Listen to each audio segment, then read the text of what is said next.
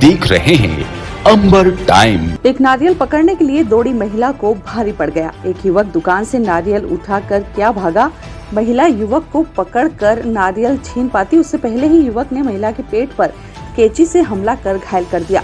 मामला शुक्रवार दोपहर करीब 11:45 बजे का है। बाजना बस स्टैंड पर ईदगाह रोड निवासी महिला सीमापति चंद्र सिंह सोलंकी हारफुल सहित पूजन सामग्री विक्रय करने की दुकान चलाती है। सुबह दुकान पर एक युवक आया और नारियल उठाकर भागने लगा। तभी महिला भी उसे पकड़ने पीछे भागी। युवक ने अपनी जेब से कैंची निकाली और महिला के पेट पर हमला कर घायल कर दिया। घायल महिला को परिजन जिला अस्पताल लेकर पहुंचे, जहां उपचार शुरू हो पाता इससे पहले ही दोपहर करीब 12:05 बजे महिला की मौत हो गई। पुलिस ने मृतिका का शव जिला अस्पताल से पोस्टमार्टम के लिए मेडिकल कॉलेज भिजवाया है। बताया जाता है कि 45 वर्षीय महिला के छोटे छोटे बच्चे हैं। वह हारफूल विक्रय कर ही पालन पोषण करती थी। बच्चों का भी रो रो कर बुरा हाल हो रहा था। पुलिस ने लकड़बीठा से विक्षिप्त युवक को गिरफ्तार कर लिया है। मृतिका सीमा सोलंकी के पुत्र दीपक सोलंकी ने बताया कि जिस युवक ने मम्मी पर हमला किया वह बाजना बस स्टैंड पर ही घूमा करता है, जो वेंडा है। वह नारियल उठाकर भागा तो मम्मी भी उसके पीछे भागी थी। डीडी नगर थाना क्षेत्र अंतर्गत आज एक महिला को एक विक्षिप्त ने कैंची मार दी है और उसके बाद उसको जब अस्पताल में लेके गए तो महिला की डेथ हो गई है। उसमें 302 का मामला पंजीबद्ध कर उस मानसिक विक्षिप्त को हिरासत में ले लिया है और भी सीसीटीवी फुटेजेस चेक करके अग्रिम विवेचना की जा रही है। जो तथ्य सामने आएंगे उसके हिसाब से कार्रवाई की जाएगी। आदिवासी कन्या छात्रावास में रहने वाली कुछ छात्राएं अचानक बीमार हो गई हैं। शंका है कि इन छात्राओं को फूड पॉइजन हुआ है, जिन्हें उपचार के लिए शुक्रवार दोपहर को जिला अस्पताल में भर्ती करवाया गया है। खबर के मुताबिक सागोद रोड स्थित कन्या छात्रावास में रहकर पढ़ाई करने वाली आदिवासी छात्राओं ने गुरुवार शाम को पूड़ी खाई थी। शुक्रवार सुबह फिर हॉस्टल में बना खाना खाया और स्कूल चली गई। स्कूल में करीब 6 छात्राओं की तबीयत बिगड़ गई। चक्कर आने और पेट दर्द की शिकायत करने पर स्कूल से हॉस्टल वार्डन को खबर दी गई, जो बीमार छात्राओं को लेकर जिला अस्पताल पहुंची। जिला अस्पताल में उपचार करवा रही छात्राओं ने बताया। क्या नाम बेटा आपका? अनीता। अनीता। तो क्या खाया था जिसके कारण तबीयत खराब हो गया? पूरी। पूरी कब खाई थी? शाम को। किसने खिलाई थी? पूरी बनी थी क्या? हाँ? फिर कहाँ से आई थी पूरी? बाहर से। बाहर से आई थी? कौन लाया था? बोलो बोलो, आप आराम से बोलो। हाँ? नहीं पता। कितनी पूरी खाई थी? 2। फिर क्या हुआ तुमको? चक्कर आए। खुशबू। कौन से क्लास में पढ़ती हो? कहाँ रहती है? 8th जामतुन रहती। यहाँ कहाँ रहती हो? हॉस्टल। कौन से हॉस्टल में? सागत रोड। अच्छा, तो क्या खाया था जिसके कारण आपकी तबीयत खराब हो गई? पूरी। पूरी कब की थी? कहाँ से आई थी? कुछ पता है? नहीं। हाँ? तब ताजी पूरी थी, सुबह बनाई थी या रात को आई थी? रात को। रात को आई थी। अच्छा, सुबह खाना बना था हॉस्टल में? हाँ। हैं? हाँ। आप लोगों ने खाया था? बेटा क्या नाम है आपका? शर्मिला। शर्मिला। थोड़ा जोर से बोलना बेटा। शर्मिला। कौन सी क्लास में पढ़ते हो? 7th। कहाँ रहते हो? कौन सा हॉस्टल में रहते हो? अजा कन्या जूनियर छात्रावास। क्या हुआ रात को? सर शाम को पूरी आई थी और हमने सुबह खाई थी। पूरी कहाँ से आई थी? कुछ पता है आपको? अच्छा, पूरी के साथ में और कुछ भी खाया था आपने? केवल पूरी खाई थी? हाँ। अच्छा, कोई सुबह ताजा खाना नहीं आया था? नहीं आया था? हॉस्टल में बनाते हैं सुबह। तो ताजा खाना दिया था सुबह आपको? तो वो खाया था आपने? नहीं खाई, भूख नहीं थी सर। पूरी खाई थी केवल? कितनी पूरी खाई थी आपने? 2। इस मामले में हॉस्टल वार्डन शीतल गोयल ने बताया। हॉस्टल की घटना है और क्या हुआ था ये बताओ। ये अजा कन्या छात्रावास जूनियर है, सागत रोड पे। यहाँ पर शाम को पूड़ी खाई है बच्चों ने और सुबह कुछ नहीं हुआ था। सुबह बच्चों ने अपना खाना खाया, दाल चावल रोटी, मसूर की दाल बनी थी, चावल रोटी खाई है और बिस्किट स्कूल चली गई है। स्कूल में फिर मेरे पास फ़ोन आया कि कुछ लड़कियों की तबीयत खराब हो रही है, तो मैं आई, तुरंत आके देखा और फिर उनको यहाँ लेके आई मैं। अच्छा, कितने बच्चे बीमार हैं? ये 5-6 लड़कियाँ हैं, 6 लड़कियाँ। ये तो कब हुआ ये तबीयत खराब होना? ये मेरे पास फ़ोन अभी 1 बजे करीब आया फ़ोन। अच्छा, ये जो बच्चियाँ बता रही पूरी खाने से बीमार हुआ, पूरी क्या हॉस्टल में बनी थी, क्या हुआ था? नहीं सर, हमारे यहाँ पर सामने सीनियर हॉस्टल है, वहाँ से एक प्यून का फ़ोन आया था कि एक वहाँ से खाना दे के गए हैं, तो मैडम आपको सही लगे तो दे गए थे वो। तो फिर मैंने पहले उसको खाने को चखा, तो चखने में मेरे को पूरी अच्छी लगी, तो मेरे भी 4-5 पूरी मैंने खाई। और खाने के बाद फिर मुझे लगा कि बच्चों से पूछा मैं कि अगर आपको लग रहा है खाना तो खा सकते, बेटा नहीं खाना, तुमने खाना रोटी खा चुके थे। तो इन्होंने इच्छा से इन्होंने 1-2 पूरी खाई थी, बस वो खा के ये पढ़ाई करके फिर सो गई हैं। सुबह देखा तो सुबह सब ठीक थी, फिर सुबह का इन्होंने खाना खाया है, दाल चावल रोटी जो बनी थी हॉस्टल में वो खा के फिर स्कूल निकली है। स्कूल से फिर मेरे पास 12 बजे करीब फ़ोन आया था कि इनका पेट दुख रहा कुछ लड़कियों का, तो फिर मैं इनको लेके स्कूल से सीधे यहाँ आई। फिर सबसे बड़ा सवाल तो यह है कि जब हॉस्टल में खाना बनता है तो दूसरी जगह से आई पूड़ी क्यों खिलाई गई। ऑनलाइन ऐप के जरिए निवेश करने को लेकर पुलिस कप्तान ने आम जनता को सजग किया है। इसी मामले में पुलिस ने कार्रवाई करते हुए आरोपियों को गिरफ्त में लिया है। आरोपी विदेशी कंपनी के माध्यम से निवेश करवा कर धोखाधड़ी करते थे। पुलिस कप्तान राहुल कुमार लोढ़ा ने आम जनता से अवैध तरीके से रुपए जमा करने व अधिक रुपए देने का लालच देकर फ्रॉड करने वाले फर्जी कंपनियों के विरुद्ध कार्रवाई कर अंकुश लगाने हेतु सभी थानों को निर्देशित किया गया था।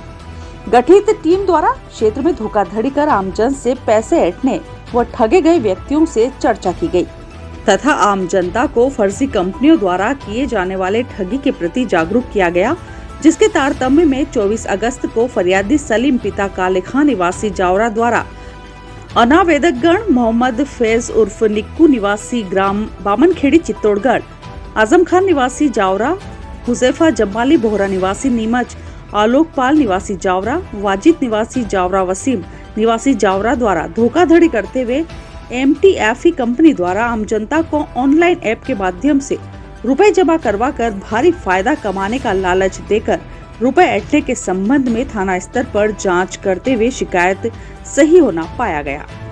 विवेचना में आरोपी वाजिद पिता वली मोहम्मद निवासी सागर पेशा जावरा, वसीम पिता मौजम निवासी जवाहर पथ जावरा, हुजैफा जमाली पिता सैफुद्दीन जमाली बोहरा निवासी कलेक्टर कार्यालय के पास बोहरा कॉलोनी नीमच से पूछताछ करते हुए आम लोगों को भारी फायदा कमाने का लालच देकर लोगों से कनाडा देश की कंपनी द्वारा भारत में अनाधिकृत रूप से संचालित एक ऐप के माध्यम से MTFE फर्जी कंपनी को संचालित कर आम जनता को रुपए जमा कर अधिक रुपए देने का लालच का झांसा देकर आम जनता का रुपया जमा करना बताया तथा MTFE फर्जी कंपनी द्वारा आम जनता की मेहनत की भारी मात्रा में पूंजी ऑनलाइन जमा कर गबन कर भाग जाना बताना स्वीकार करने पर गिरफ्तार किया गया। मामले का खुलासा करते हुए SP राहुल कुमार लोढ़ा ने बताया, अभी तक की विवेचना से 16 लोगों से लगभग 21 लाख रुपए का फ्रॉड की जानकारी सामने आई है। आरोपी वसीम एवं वाजिद द्वारा ऐप के माध्यम से संचालित होने वाली फ्रॉड कंपनी जिससे फ्रॉड किया गया, संबंधित 2 मोबाइल फोन जब्त किए गए तथा शेष आरोपियों के विरुद्ध धरपकड़ जारी है। बंधु भी मेरे पास में आ रहे थे कि साहब वो MTFE के अंदर जो है लगातार इस तरीके से धोखाधड़ी और वो सारी चीज़ें हो रही है, पैसा वगैरह जा रहा है। कुछ लोगों के द्वारा शिकायत की गई। इसमें एक MTFE ऐप जो प्ले स्टोर पे अवेलेबल है, उसको डाउनलोड करने के बाद में लोगों ने उसके अंदर ID बनाकर पैसा निवेश करना स्टार्ट कर दिया। जब हम लोगों ने इसमें शिकायत आई है तो औद्योगिक जावरा थाना जो है वहाँ पर एक मामला कायम किया है। हुआ यह है, इसके अंदर एक हुजैफा जमाली करके व्यक्ति है जो नीमच का रहने वाला है। इसके पास में एक कॉल आता है विंडी करके महिला का, और उसके बाद में बात होती है और इसके बारे में वो जानकारी देती है। जानकारी देने के बाद में ऐप डाउनलोड करता है। डाउनलोड करने के बाद में पहले इसके द्वारा 2500 रुपये इस तरीके से इन्वेस्ट किए जाते हैं। तो MTFE ऐप में ये होता था कि भाई पैसा आपने जो है वो रुपीज़ में दे दिया और उसको आपका एक ऐप के अंदर ID बन जाता था। ID बनने के बाद में उसके अंदर डॉलर के रूप में वो दिखता था कि इतने डॉलर जो है वो आपके हैं, और उसमें ये बताया जाता था कि आपको 30% 40% के आसपास में जो है वो एक्स्ट्रा पैसा मिलेगा, मतलब उसके अंदर जो है वो ब्याज मिलेगा ठीक का, या पैसा आपका बढ़ेगा, स्टॉक मार्केट में उसको लगाया जाएगा। अब इसने जब पैसा लगाया तो धीरे धीरे करके ये पिछले साल फरवरी के माह में उसको फोन आया था। अभी ये फरवरी से लेके अभी तक मतलब 1.5 साल के आसपास ये इसके अंदर एक्टिव है। जब इसने खुद उसके अंदर पैसे में इन्वेस्ट किया और इसमें इसको जब पैसा मिलने लग गया तो रमज़ान के टाइम पे बहुत सारे लोगों के बीच में अगर आप देखेंगे तो इसमें काफ़ी बड़ी मात्रा में मुस्लिम कम्युनिटी के लोग जो है उन्होंने पैसा निवेश किया है। उसका कारण ये है कि जब हुज़ैफा जमाली रमज़ान के टाइम पे जब वो जाना आना करता था तो उस टाइम पे काफ़ी लोगों ने उसके साथ में चर्चा की कि भाई तुम क्या करते रहते हो, पैसा कैसे कमा रहे हो। तो ये बात फैलती की चली गई कि मुझे इतने प्रमाण में जो है वो पैसा मिल रहा है। इसमें जब आप MTFE के अंदर मेंबर बनते हो और आपका ID क्रिएट होता है तो आपका एक रेफरल कोड आ जाता है आपके पास में, और उस रेफरल कोड के आधार पे अगर किसी ने उसके अंदर अकाउंट खोला है तो उसका कमीशन भी आपको मिलेगा। मतलब आप लोगों को पता होगा जो पॉन्जी स्कीम्स होती है कि एक आदमी ने 10 लोगों को बनाया और 10 लोगों ने फिर हर आदमी ने 10 लोगों को बनाया तो उसका कमीशन एक लेवल ऊपर मिलेगा, फिर 2 लेवल ऊपर मिलेगा, तो इसमें 3 लेवल तक उसका कमीशन मिलता था। तो हर आदमी ये प्रयास करता था कि मैं किसी भी तरीके से जो है वो एक चेन सिस्टम बनाऊं, उस चेन का और चेन बने, उस चेन का और चेन बने।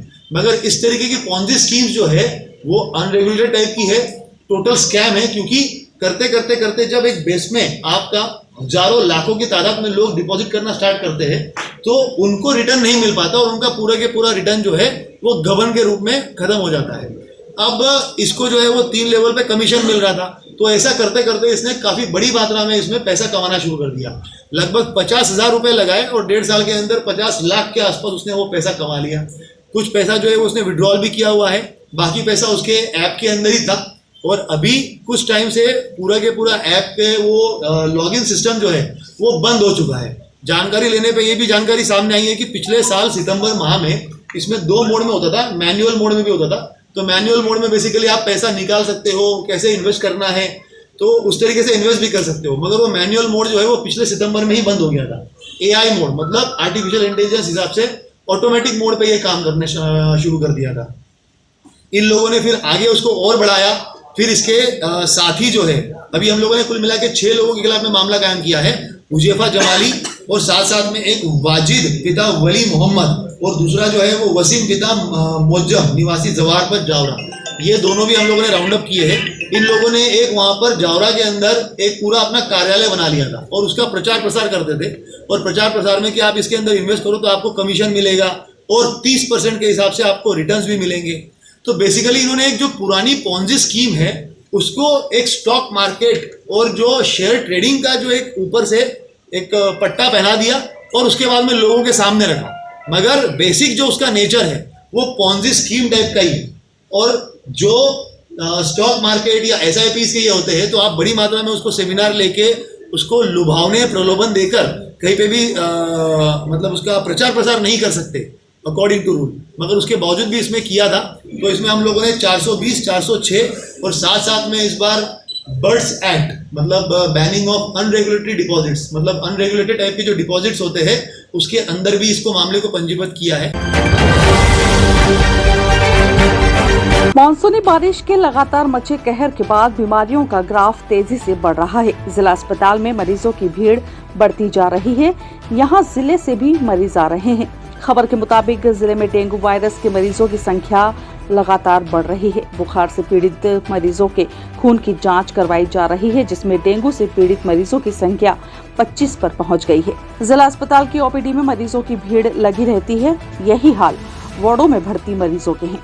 जिला अस्पताल के डॉक्टर जीवन चौहान ने बताया, हाँ, अभी देखने में आया है कि बारिश और इसकी वजह से बुखार वाले मरीजों की संख्या काफ़ी ज़्यादा बढ़ी है। उसमें बहुत सारे को टेस्ट कराने पर हमें पता चला है कि प्लेटलेट की मात्रा कम होने पर हमने डेंगू टेस्ट करवाए हैं। तो उसमें लास्ट मंथ तो कुछ भी नहीं थे, लेकिन हाँ इस मंथ लगभग 15 से 20 केस आए हैं जो देखने में आए हैं अपने। और वार्ड में भर्ती की संख्या तो 20 से 25 है। बाकी कुछ केस बाहरी इलाके से भी आए हैं, जैसे जावरा और इधर से भी 2-2, 3-3 केस रिफर होकर अपने पास आए हैं।